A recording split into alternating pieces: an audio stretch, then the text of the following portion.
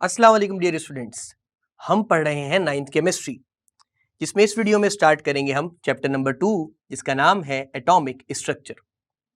इस चैप्टर के अंदर हम एटम का हिस्टोरिकल बैकग्राउंड, कि एटम का स्ट्रक्चर किस तरह डिस्कवर किया गया, उसमें क्या क्या इन्वेंशंस हुई, इलेक्ट्रॉन, प्रोटॉन, न्यूट्रॉन जो कि एटम के सब एटॉमिक पार्टिकल्स हैं, इनकी डिस्कवरी से रिलेटेड मालूमात हासिल करेंगे। और साथ साथ हम पढ़ेंगे कि किस तरह एटम के अंदर न्यूक्लियस, शेल्स और सब शेल्स की डिस्कवरी हुई। और इस चैप्टर के एंड में हम फर्स्ट 30 एलिमेंट्स जो कि पीरियोडिक टेबल में मौजूद हैं, उनसे रिलेटेड इलेक्ट्रॉनिक कॉन्फ़िगरेशन भी पढ़ेंगे। तो आइए ज़रा इस चैप्टर की शुरुआत करते हैं 19वीं सदी से, यानी 19th सेंचुरी, जब मिस्टर जॉन डेल्टन ने मिस्टर डेमोक्रिटस, जो कि ग्रीक पीरियड से ताल्लुक़ रखते थे, एक फ़िलासफ़र, उनकी मालूमात को यूज़ करते हुए इस बात को मान लिया कि दुनिया का तमाम मैटर एक फंडामेंटल पार्टिकल से बना है, जिसका नाम है एटम, और जो इंडिविजिबल है। तो आइए ज़रा मिस्टर जॉन डेल्टन की एटॉमिक थ्योरी से रिलेटेड थोड़ी मालूमात हासिल करते हैं। डेल्टन्स एटॉमिक थ्योरी अराउंड 1808, जो कि 19th सेंचुरी की शुरुआत थी, मिस्टर जॉन डेल्टन ने अपनी एटॉमिक थ्योरी पेश की, जिसमें इन्होंने केमिकल नेचर ऑफ मैटर और एग्जिस्टेंस ऑफ एटम से रिलेटेड कॉन्सेप्ट्स फराहम किए। जिसमें अगर हम इनके पॉस्टुलेट्स को स्टडी करें तो मेजरली 4 पॉस्टुलेट्स कंक्लूड किए जाते हैं मिस्टर जॉन डेल्टन की एटॉमिक थ्योरी से। जिसमें सबसे पहला पॉस्टुलेट बड़ा ही आम सा है, जो हम बार बार रिकॉल करते रहते हैं, कि all elements are made up of small indivisible and indestructible particles. और वो कौन है? एटम्स। और डेफिनेटली ये टर्म एटमस से निकले हैं, इसका मतलब ही है इंडिविजिबल। अगर सेकंड पॉइंट की बात करें तो हर एलिमेंट में पाए जाने वाले एटम्स सेम होते हैं, पर वो दूसरे एलिमेंट के एटम से मुख्तलिफ होते हैं। यही बात पोस्टुलेट नंबर 2 में की गई है। All atoms of a given element are identical, मतलब सेम, इन ऑल रिस्पेक्ट्स। जैसे उनका साइज सेम होता है, उनका मास सेम होता है, और केमिकल प्रॉपर्टीज भी सेम होती हैं। यहाँ एक बहुत इंपॉर्टेंट कॉन्सेप्ट मैं आपको बताता चलूँ, वो ये कि अब हमें पता है कि एक ही एलिमेंट में पाए जाने वाले एटम्स के मासेस सेम नहीं होते।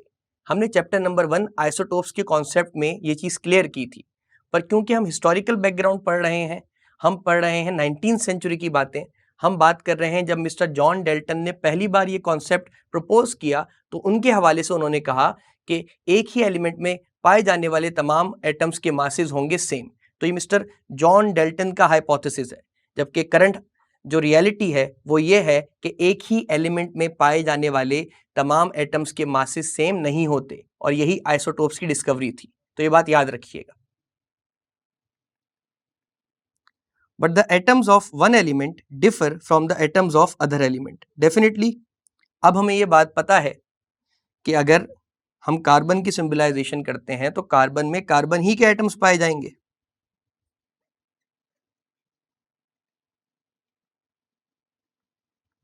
और इसी तरह सोडियम में सोडियम के ही एटम्स पाए जाएंगे। और ये तमाम एटम्स एक दूसरे से डिफरेंट होंगे, यानी कार्बन के एटम्स सोडियम जैसे नहीं होंगे।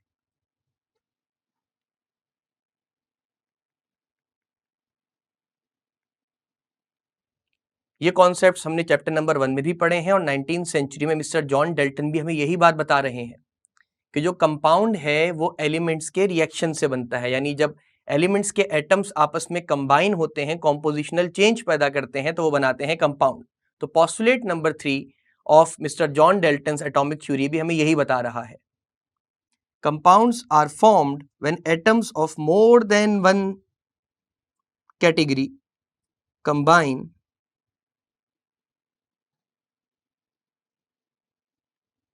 in a simple whole number ratio. इसे हम एलिमेंट कह सकते हैं। मोर देन वन एलिमेंट या more than one atoms of category generally बात हम कर सकते हैं। यहाँ हमारे पास कोई कंपाउंड फॉर्म होता है, जैसे हमने अपनी प्रीवियस लेक्चर्स में भी सुना है और समझा है रिएक्टिविटी के बारे में कि अगर H2O2 से मिलता है तो बनाता है H2O। इक्वेशन भी हमने बैलेंस करके लिख दी है बार बार। तो ये एक कंपाउंड है हमारे पास। तो आप सोचें कितनी ही अच्छी बात है कि मिस्टर जॉन डेल्टन भी हमें यही बातें बता रहे हैं 19th सेंचुरी में। A chemical reaction is a rearrangement, according to Mr. John Dalton, of atoms. But atoms themselves are not changed. This means that atoms are neither created nor destroyed in a chemical reaction. Mister John Dalton के मुताबिक कोई भी chemical reaction सिर्फ और सिर्फ rearrangement है atoms की, जिसमें वो एटम्स आपस में रीअरेंज होते हैं और एक नया प्रोडक्ट फॉर्म करते हैं। पर अगर हम मॉडर्न नॉलेज की बात करें तो हमें पता है कि अब तो पूरा का पूरा एटम ही चेंज हो जाता है अपनी कॉम्पोजिशन के एतबार से और एक नई चीज़ फॉर्म करता है। तो डेफिनेटली क्योंकि ये 19th सेंचुरी से रिलेटेड बातें हैं और मिस्टर जॉन डेल्टन कर रहे हैं, तो ये उनके पॉस्टुलेट्स में शामिल हैं। कुछ चीज़ें इसमें करेक्ट हैं जो अब तक फॉलोअप हो रही हैं, और कुछ चीज़ें मॉडिफाइड हो चुकी हैं। हम ये नहीं कहेंगे इनकरेक्ट हैं, क्योंकि उन्होंने 19th सेंचुरी में अपने एतबार से, अपने फिलोसफिकल माइंडसेट से कुछ पॉस्टुलेट्स पेश किए जो हम पढ़ रहे हैं। तो स्टूडेंट्स, ये तो थे 4 पॉस्टुलेट्स जो कि मिस्टर जॉन डेल्टन की थ्योरी में शामिल है। अब आगे चल के इस चैप्टर में हम इलेक्ट्रॉन, प्रोटॉन और न्यूट्रॉन की डिस्कवरी पढ़ने वाले हैं कि एटम के सब एटॉमिक पार्टिकल डिस्कवर कैसे हुए और कब ये मान लिया गया कि एटम इंडिविजिबल नहीं बल्कि डिविजिबल है। आइए स्टूडेंट्स, सबसे पहले सब एटॉमिक पार्टिकल की डिस्कवरी से रिलेटेड थोड़े कॉन्सेप्ट्स और थोड़ी मालूमात हासिल करते हैं। इलेक्ट्रॉन की डिस्कवरी से पहले इलेक्ट्रॉन की एग्जिस्टेंस का हिंट और क्लू जिन्होंने हमें दिया था उनका नाम था माइकल फेरेडे, जिन्होंने इलेक्ट्रोलिसिस करते हुए ये बात हमें समझाई थी कि something is integral multiple of charge. Something is integral multiple of charge. कोई शय है जो चार्ज का मल्टीपल है, पॉजिटिव टर्म्स में भी और नेगेटिव टर्म्स में भी, क्योंकि इंटीग्रल वर्ड निकला है इंटीजर्स से।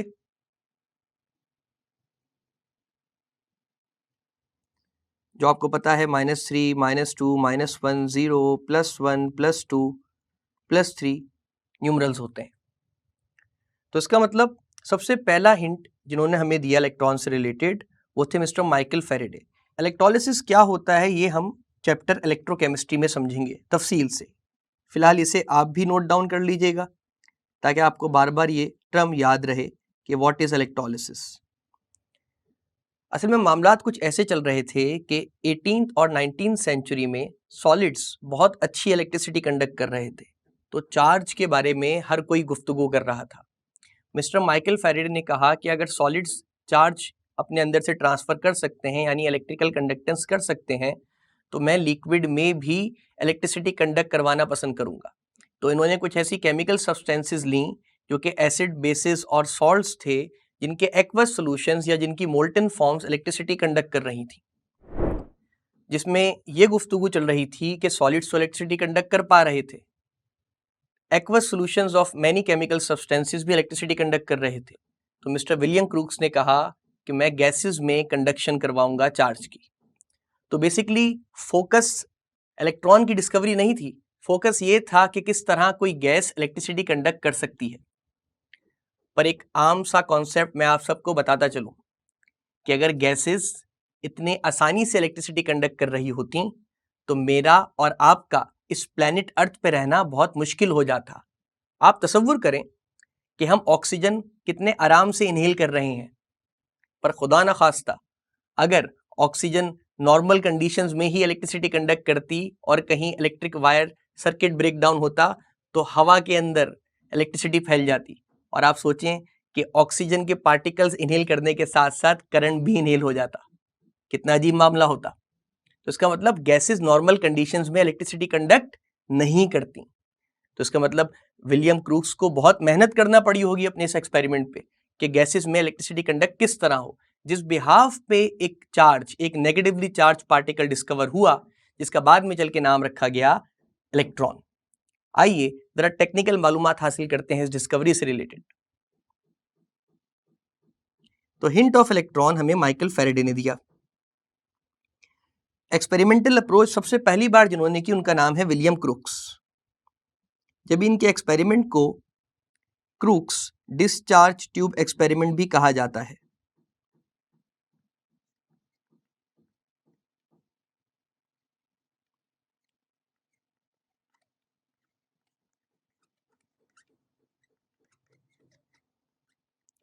Crooks discharge tube experiment. और बाद में चल के इलेक्ट्रॉन की प्रॉपर्टीज को, ना सिर्फ इलेक्ट्रॉन बल्कि आगे चल के हम पढ़ेंगे कि प्रोटॉन्स की प्रॉपर्टीज को भी मिस्टर जे थॉमसन ने कंक्लूड किया 1897 में। तो आइए जरा इलेक्ट्रॉन की डिस्कवरी से रिलेटेड मिस्टर विलियम क्रूक्स का ये एक्सपेरिमेंट समझते हैं और बाद में मिस्टर जे थॉमसन ने उस एक्सपेरिमेंट से जो कंक्लूजन्स निकाले वो भी पढ़ते हैं। तो सबसे पहले हम पढ़ेंगे डिस्कवरी ऑफ इलेक्ट्रॉन में कंस्ट्रक्शन ऑफ डिस्चार्ज ट्यूब। आपकी नज़रों के सामने डिस्चार्ज ट्यूब की एक डायग्राम मौजूद है, जिसमें जो लेफ्ट हैंड साइड है ये है आपके पास कैथोड, जो कि नेगेटिव टर्मिनल कहलाता है,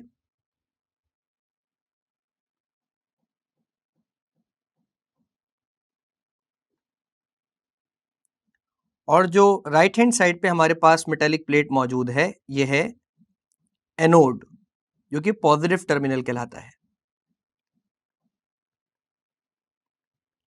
और यकीनन आपको दोनों टर्मिनल्स पे, दोनों मेटेलिक प्लेट्स पे, दोनों कंडक्टिंग प्लेट्स पे पॉजिटिव और नेगेटिव साइन नजर भी आ रहे होंगे। ये पूरी की पूरी ट्यूब गिलास की बनी हुई होती है, तो ये ग्लास ट्यूब है ताकि इसके अंदर जो भी एक्सपेरिमेंट चल रहा है वो हम देख सकें। तो मिस्टर विलियम क्रूक्स ने पहले तो एक ग्लास ट्यूब ली और उसको कनेक्ट कर दिया दो कंडक्टिंग प्लेट से, जिन्हें हम इलेक्ट्रोड्स कह रहे हैं। तो कैथोड भी एक इलेक्ट्रोड है और एनोड भी एक इलेक्ट्रोड है। और फिर इन दोनों मेटेलिक प्लेट्स को एक हाई वोल्टेज जनरेटर यानी डीसी सोर्स, जिसे आप बैटरी भी कह सकते हैं, इससे कनेक्ट कर दिया। तो नेगेटिव टर्मिनल से कनेक्टेड है और पॉजिटिव टर्मिनल से कनेक्टेड है, और यहां पे बीच में मौजूद हैं वायर्स। जैसे ही सर्किट कंप्लीट किया गया मिस्टर विलियम क्रूक्स की जानिब से, तो ग्लास ट्यूब में कुछ भी नहीं हुआ। फिर इसके साथ साथ मिस्टर विलियम क्रूक्स को ये बात समझ आ गई कि गैसेस जो हैं वो नॉर्मल एटमॉस्फेरिक कंडीशंस में इलेक्ट्रिसिटी या चार्ज कंडक्ट नहीं कर सकते। तो उन्होंने इस ग्लास ट्यूब में एक वैक्यूम पंप लगाया, जिसके साथ एक मैनोमीटर भी अटैच कर दिया गया होगा या बैरोमीटर। ये प्रेशर मेजरिंग डिवाइस है।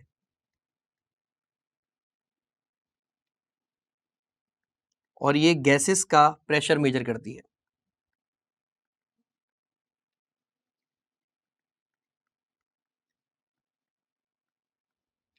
और फिर इस वैक्यूम पंप की मदद से अंदर मौजूद गैस के पार्टिकल्स को इतना बाहर निकाल दिया गया कि अंदर वैक्यूम जनरेट हो गया ऑलमोस्ट, यानी गैस के पार्टिकल्स मौजूद तो थे पर बहुत ही कम।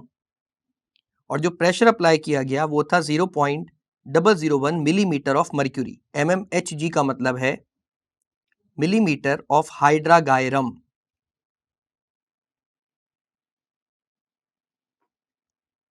हाइड्रागायरम पुराना नाम है मर्क्यूरी का।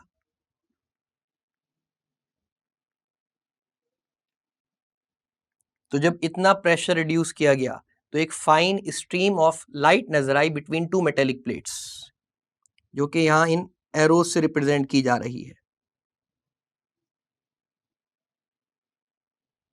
अब इस लाइट के बाद कुछ कंक्लूजन्स किए गए और यकीनन ये एक बहुत बड़ी डिस्कवरी थी। यानी गैसेस नॉर्मल एटमॉस्फेरिक कंडीशंस में तो इलेक्ट्रिसिटी कंडक्ट नहीं करती या चार्ज कंडक्ट नहीं करती, पर अगर उनका प्रेशर रिड्यूस कर दिया जाए और एक तरीके से वैक्यूम जनरेट कर दिया जाए, यानी कई करोड़ों पार्टिकल्स में से चंद 100 पार्टिकल्स रह जाएं सिर्फ ग्लास ट्यूब के अंदर, तो गैस इलेक्ट्रिसिटी कंडक्ट कर सकती हैं, यानी gases can conduct electricity at extremely reduced pressure. इसके बाद इस एक्सपेरिमेंट को देखते हुए कुछ कंक्लूजन्स निकाले गए। वो क्या थे, आइए देखते हैं।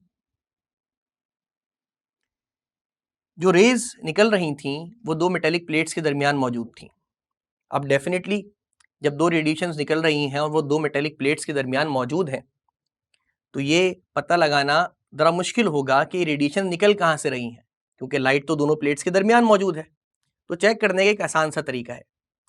इसकी हम एक एनालॉजी डेवलप करते हैं कि अगर मैं टॉर्च लूँ और उसे स्विच ऑन करूँ और उसको कहीं प्रोजेक्ट करूँ, तो डेफिनेटली ये तो बात मुझे पता है कि लाइट जो है वो टॉर्च से निकल रही है, पर एक और चीज़ कंफर्म करने की ये है कि जो लाइट पार्टिकल्स निकल रहे होंगे उनके बीच में अगर मैं कोई भी ऑब्जेक्ट रख दूं, लेट सपोज मैं अपना हाथ रख दूं, तो डेफिनेटली जो ऑपोजिट साइड है लाइट की, वहां पे एक शेडो कास्ट होगा, यानी प्रोजेक्शन बनेगा। तो मैं समझ जाऊंगा कि लाइट जो है वो टॉर्च से आ रही है, क्योंकि मुझे शेडो ये बता रहा है कि आपके पास इमर्जिंग पॉइंट है टॉर्च। तो इसी तरह का एक एक्सपेरिमेंट इसी डिस्चार्ज ट्यूब में किया गया कि जो दोनों प्लेट्स के दरमियान लाइट मौजूद थी, हमने उसके बीच में एक बहुत ही कम वे वाला ऑब्जेक्ट रख दिया, जिसकी वजह से शेडो कहाँ कास्ट हुआ, आइए देखते हैं। दे से मुराद वो रेडिएशंस हैं जो कहीं से निकल रही थी, हम बाद में इसको नाम देंगे कैथोड का। They cast shadows of objects placed in their path towards anode. जैसे कि आप देख सकते हैं, ये एक ऑब्जेक्ट रखा है और रेडिएशंस नेगेटिव टर्मिनल से निकल रही हैं, जिसे हम कैथोड कहते हैं, और उनका शेडो, ये आपके पास शेडो है, शार्प शेडो या प्रोजेक्शन, जो कि पॉजिटिव टर्मिनल पे आ रहा है।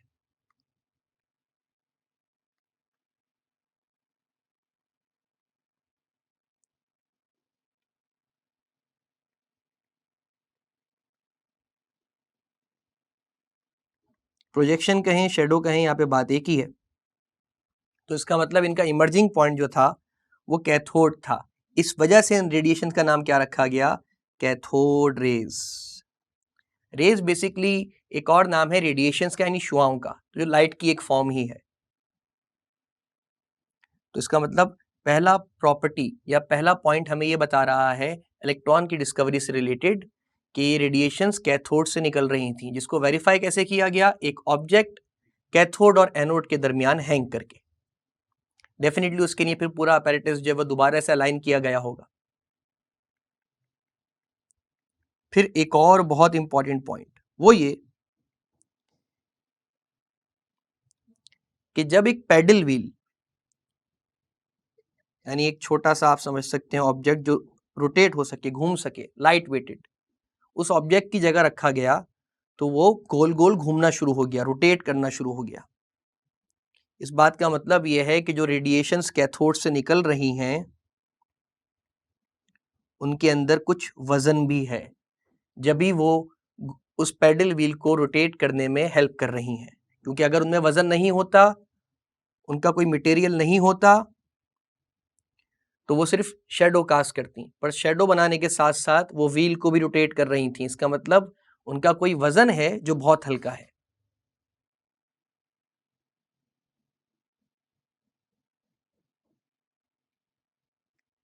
और यही cathode rays, these rays when strike with glass and other material cause materials to glow। जब भी वो ग्लास ट्यूब हमारे पास ग्लो भी हो रही थी, तो जब कभी भी ये रेडिएशंस किसी ग्लास मीडियम से टकरा रही थी या किसी और ऑब्जेक्ट से टकरा रही थी, तो उसमें ग्लो पैदा कर रही थी। इसी के साथ साथ they can produce mechanical pressure indicating they possess kinetic energy. मतलब उनके अंदर कोई रफ्तार भी मौजूद है। जब भी लेट सपोज जो हमने पेडल व्हील कंसिडर किया था, या मिस्टर विलियम क्रूक्स ने जो पेडल व्हील कंसिडर किया था, ये ना सिर्फ उसे रोटेट कर रही थी, बल्कि उसके अंदर एक मैकेनिकल प्रेशर भी जनरेट हो रहा था। तो हम कह सकते हैं कि point number 2 and point number 4 जो कि प्रॉपर्टीज हैं कैथोड रेस की, वो आपस में कोरिलेटेड है। एक इंतहाई इंपॉर्टेंट बात वो ये कि अगर इन पे चार्ज नेगेटिव मौजूद था, तो ये कंफर्म करना भी बहुत जरूरी था। तो इससे रिलेटेड मिस्टर विलियम क्रूक्स ने एक एक्सपेरिमेंट या मिस्टर जे थॉमसन ने एक एक्सपेरिमेंटल अप्रोच एक्वायर की, और वो क्या थी कि इन्होंने एक इंतहाई स्ट्रॉन्ग इलेक्ट्रिक और मैग्नेटिक फील्ड इस डिस्चार्ज ट्यूब की सराउंडिंग्स में रख दी। तो देखा यह गया कि वो जो कैथोड रेस थी यानी नेगेटिवली चार्ज पार्टिकल्स थे वो बेंट हो गए towards the strong positive field rather than anode, यानी एनोड को छोड़ के, यानी एनोड पे उतना पॉजिटिव चार्ज मौजूद नहीं था, उससे ज्यादा पॉजिटिव चार्ज इस इलेक्ट्रिक और मैग्नेटिक फील्ड पे मौजूद था। तो ये इमर्जिंग कैथोड रेडिएशंस सीधे जाने के बजाय उस स्ट्रॉन्ग पॉजिटिव सेंटर की जानिब बेंट हो गए। इसका मतलब ये बात कंफर्म हो गई कि इनकी जो नेचर है चार्ज के एतबार से वो नेगेटिव है।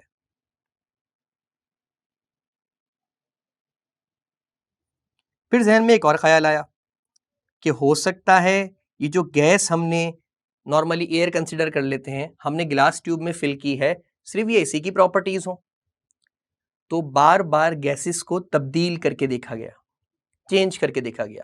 डेफिनेटली हाइड्रोजन गैस फिलअप कर दी होगी, हीलियम गैस फिलअप कर दी होगी, आर्गन गैस फिलअप कर दी होगी, ये तमाम गैसेस फिलअप की गई इस डिस्चार्ज ट्यूब में वन बाय वन। तो देखा यह गया कि the charge to mass ratio यानी E upon M, E represent करता है चार्ज को, ये सिंबल है, और M रिप्रेजेंट करता है मास को। जो कैथोड रेज यानी कैथोड से जो चार्ज इमर्ज हो रहा था, जो पार्टिकल्स इमर्ज हो रहे थे, उनका चार्ज टू मास रेशियो हमेशा कांस्टेंट आया, जो कि है 1.758 10⁸8 coulombs upon gram. Coulomb charge का यूनिट है और ग्राम मास का यूनिट है।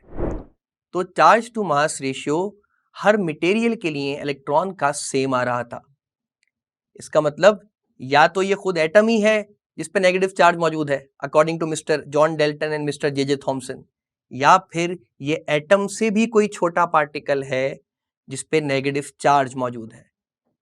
और इनका नाम शुरू में तो कैथोड रेज रखा गया, पर बाद में चल के 20वीं सेंचुरी की शुरुआत में इसका नाम इलेक्ट्रॉन रख दिया गया। तो ये थी डिस्कवरी ऑफ इलेक्ट्रॉन, जो कि मिस्टर विलियम क्रूक्स और मिस्टर जे थॉमसन ने कंक्लूड की।